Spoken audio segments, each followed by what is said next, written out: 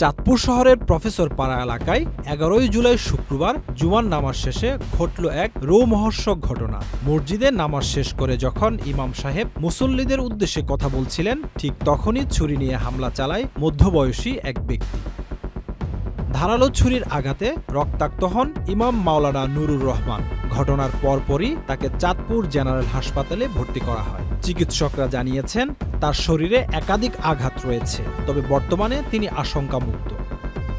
প্রত্যক্ষদর্শীরা জানান, হামলাকারী নামাজ আদায়ের পরই ইমামের উপর চড়াও হন।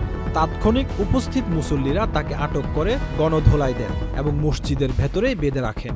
তারা আরও জানান, মুসল্লিদের সঙ্গে হামলাকারী নিজেও নামাজ আদায় করেন। পরে পুলিশ এসে তাকে আটক করে থানায় নিয়ে যায়। আটক ব্যক্তির নাম বিল্লাল হোসেন। তার কাছ থেকে উদ্ধার করা হয় হামলার কাজে ব্যবহৃত ছুরি। চাঁদপুর সদর মডেল থানার ভারপ্রাপ্ত কর্মকর্তা বাহার মিয়া জানিয়েছেন, হামলার কারণ এখনো স্পষ্ট নয়, তবে আটক ব্যক্তিকে জিজ্ঞাসাবাদ চলছে। Mohammad Zubair, channel I online. Bundle থাকলে প্রতি সেনমানিতে টাকা বাঁচবে। বিকাশ সেনমানি বান্ডেল কিনে জিতুন প্রতি লেনদেনে।